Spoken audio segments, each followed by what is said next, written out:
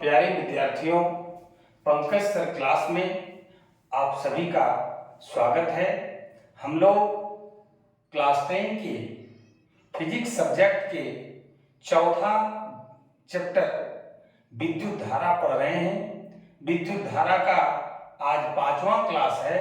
पिछले 4 क्लास के वीडियो को देखने के लिए डिस्क्रिप्शन में लिंक शेयर किया गया है, आप वहां से देख सकते हैं, समझ सकते हैं। जो लोग अभी तक चैनल को सब्सक्राइब नहीं किए हैं, चैनल को जरूर सब्सक्राइब करें, वीडियो के अंत तक बने रहें, लाइक और शेयर जरूर करें। अगर कोई भी टॉपिक भारी लगता है तो आप कमेंट कर हमें जरूर बताएं। आइए बिना देर किए हुए आज का जो टॉपिक इंपॉर्टेंट टॉपिक है उस पर बात करते हैं कि विद्युत परिपथ किसे कहते हैं। What do you mean by electric circuit? क्या है विद्युत परिपथ?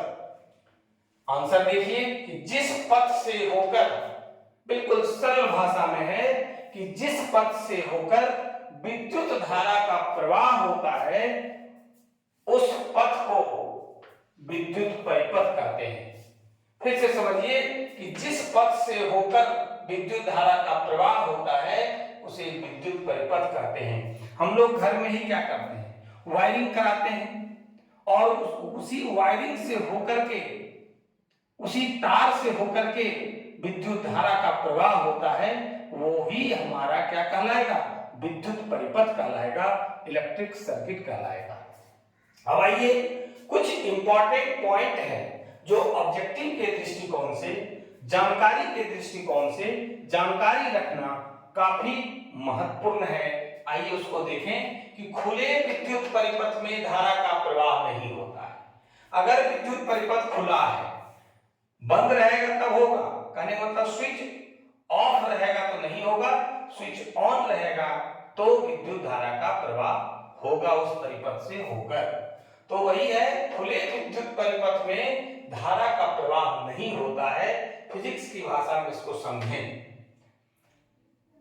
अगला पॉइंट है कि विद्युत धारा की दिशा धन आवेश के प्रवाह की दिशा मानी जाती है।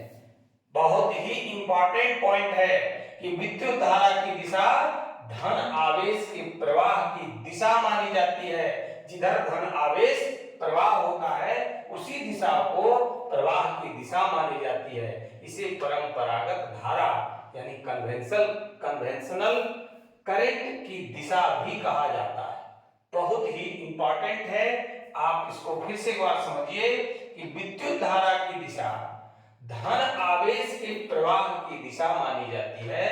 इसे परंपरागत धारा कन्वेंशनल करंट की दिशा भी कहा जाता है।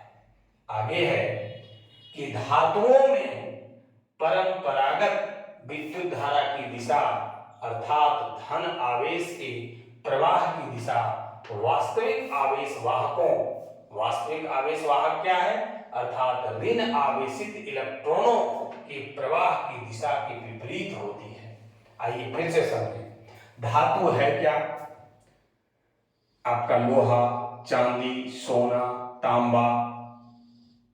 हम लोग केमिस्ट्री में धातु के बारे में, अधातु के बारे में, उपधातु के बारे में इन डिटेल में पढ़ेंगे, है ना।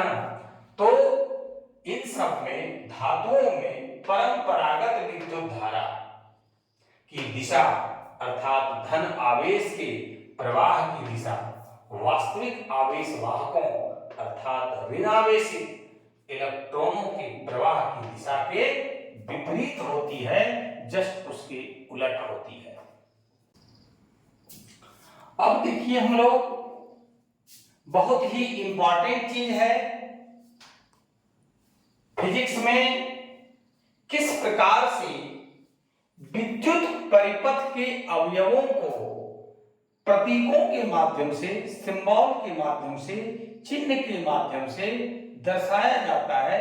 जब आप सर्किट बनाने लगेंगे, विद्युत परिपथ तैयार करेंगे, तो चूंकि हर चीज का फिगर बनाना एक छोटे से जगह पर कागज पर संभव नहीं है, तो उसको चिन्ह के माध्यम से, प्रतीक के माध्यम से सर्किट में दिखाया जाता है और सर्किट कागज पर आप बना सकते हैं। आइए हम लोग जानेंगे। पिछले क्लास में हम लोगों ने सेल के विषय में पढ़ा और सेल का प्रतीक भी मैंने बताया था कि अगर एक सेल को दिखाना है तो इस तरह से दिखाइए। इलेक्ट्रोड दो होते हैं, कैथोड एनोड। प्लस वाले को थोड़ा सा प्लस वाले को लंबा साइन करके दिखाएंगे, माइनस वाले को छोटा साइन करके दिखाएंगे। दोनों तरफ से वायर को जोड़ देंगे, एक तरफ प्लस साइन, दूसरी तरफ माइनस साइन।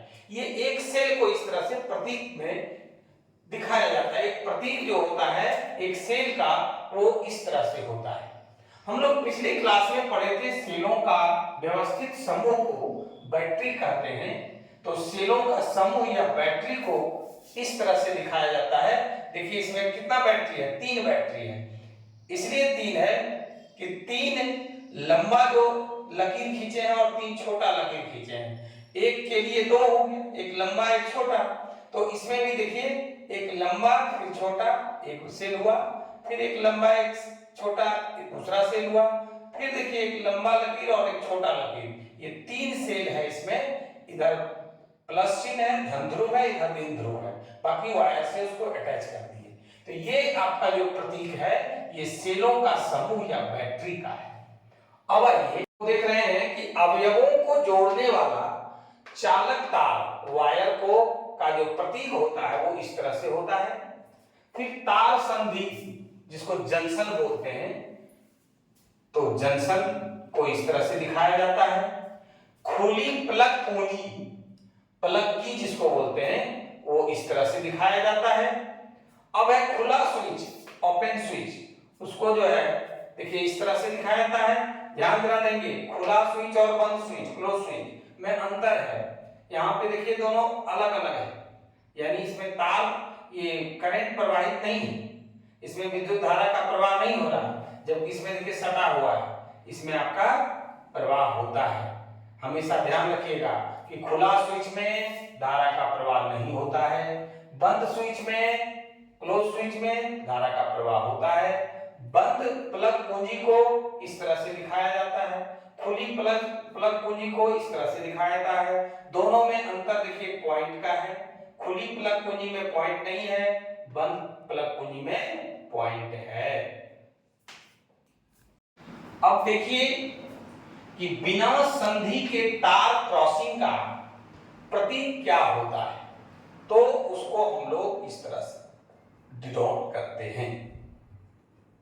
आगे है कि विद्युत बल्ब जो होता है उसको किस प्रकार से दिखाते हैं, तो उसके लिए इस तरह से दर्शाते हैं। अंदर में फिलामेंट टाइप का, अब ऊपर से गोल सर्कल दे देते हैं। इस तरह का जो प्रतीक होता है वो बल्ब का होता है। एमीटर को इस तरह से दिखाते हैं, ऐसे डिनोट करके सर्कल के अंदर बंद करते हैं, दोनों तरफ से तार और दोनों तरफ से 2 ध्रुव, धन ध्रुव ऋण ध्रुव को भी दिखा देते हैं। ठीक इसी प्रकार से वोल्ट मीटर को भी डिनोट करते हैं, सिर्फ इसमें ए रहता है वोल्ट एमीटर में, और वोल्ट मीटर में भी होता है।